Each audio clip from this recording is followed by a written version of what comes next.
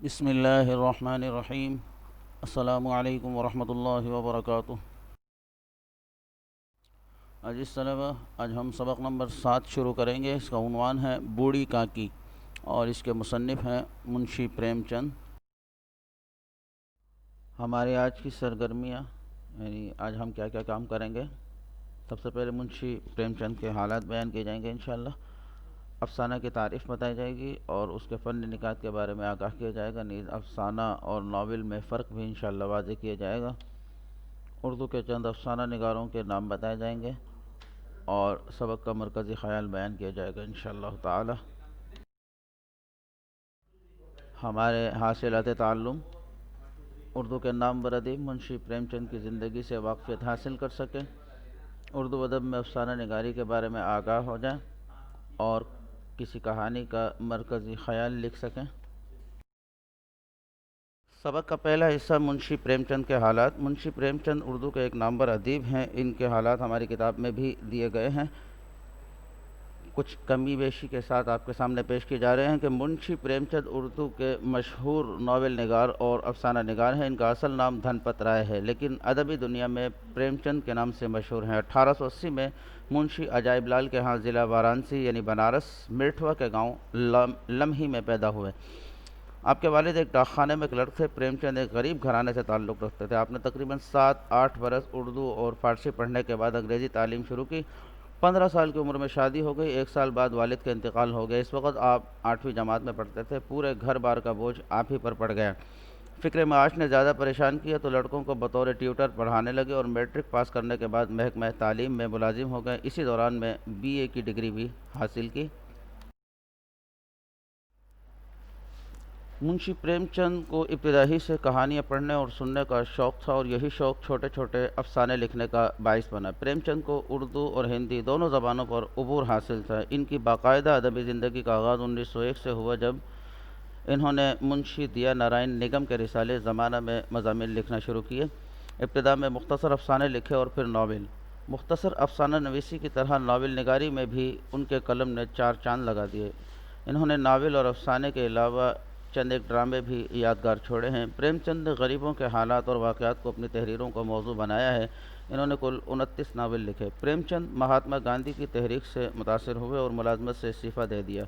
وہ دل و جان سے ملک کی آزادی کے لیے لڑنا چاہتے تھے لیکن اپنی مجبوریوں کی بنا پر کسی تحریک میں حصہ نہ لے سکے۔ 1936 میں بنارس میں ہی ان کا انتقال ہوا۔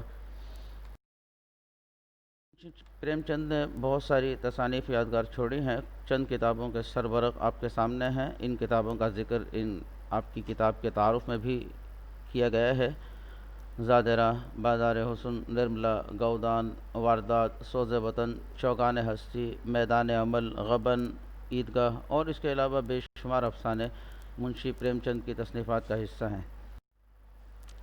سبق کے دوسرے حصے کی طرف بڑھتے ہیں۔ افسانہ کی تعریف۔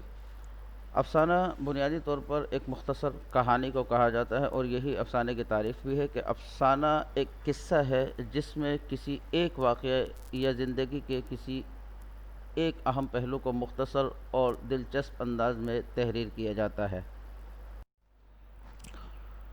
سبق کے ایک اور حصے کی طرف بڑھتے ہیں جو کہ حصہ دوم کے زمرے میں ہی آئے گا، ناول اور افسانے میں فرق۔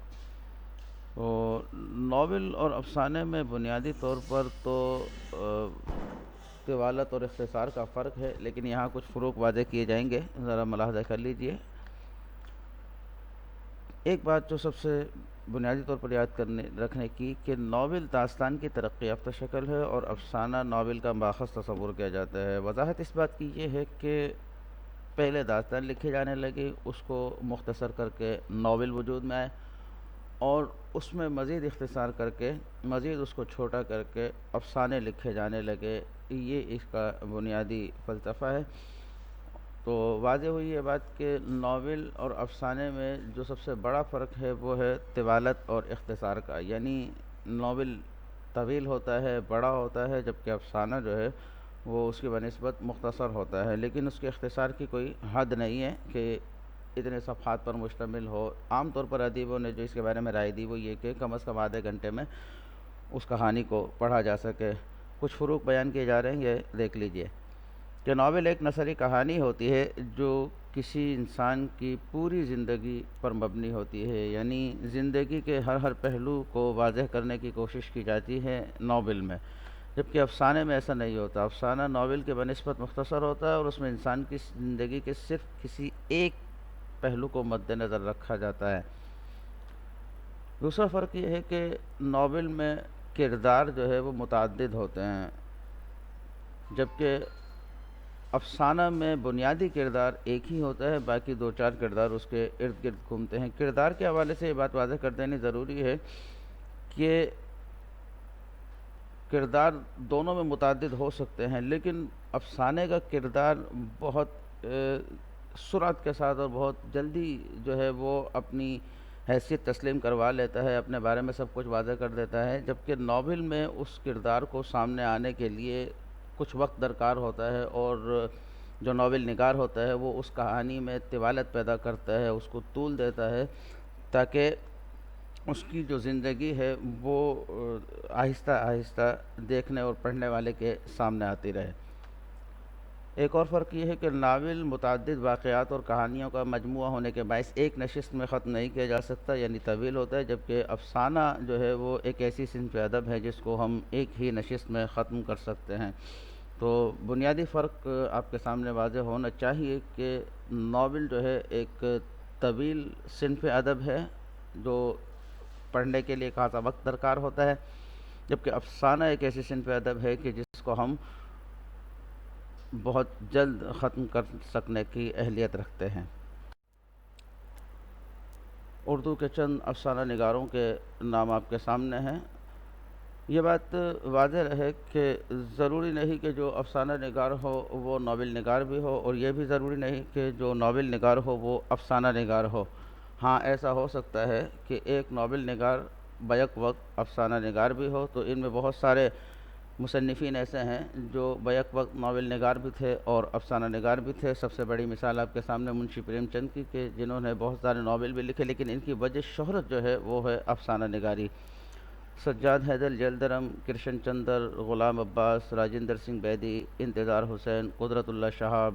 قدرت اللہ شہاب کا انشاءاللہ سبق میں آگے ان کا ایک سبق آئے گا، اس میں ان کا مزید تعارف بھی آ جائے گا۔ مختصر یہ کہ ان کی جو وجہ شہرت ہے وہ افسانہ نگاری تو ہے ہی، اس کے ساتھ ساتھ ان کا جو شہاب نامہ ہے وہ ان کی بہت ہی بڑی وجہ شہرت ہے۔ شہاب نامہ در حقیقت ایک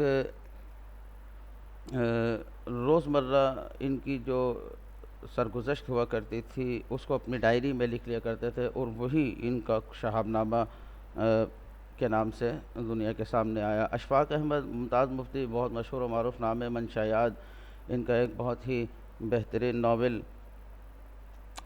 پنجابی کا ایک ناول ہے ٹاواں ٹاواں تارا کے نام سے، اور اس کا اردو میں ترجمہ کیا گیا راہیں کے نام سے، اور غالباً 1997 1996 میں اس کو اردو ڈرامہ سیریل کے طور پر پی ٹی وی پر دکھایا بھی گیا۔ شوکت صدیقی، احمد ندیم قاسمی، خدیجہ مستور، ہاجرہ مسرور، قرۃ العین حیدر، بانو قدسیہ، یہ اردو کے چند افسانہ نگاروں کے نام ہیں۔ سبق کے تیسرے حصے کی طرف بڑھتے ہیں۔ سبق کا مرکزی خیال۔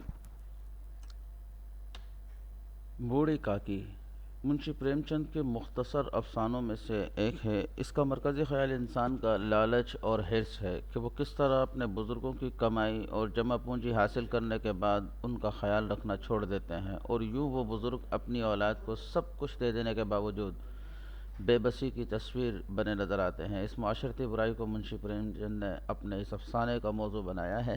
انشاءاللہ جب ہم سبق کی بلند خوانی کریں گے تو یہ بات واضح ہو جائے گی اور مرکزی خیال بھی آپ کے سامنے آشکارا ہو جائے گا۔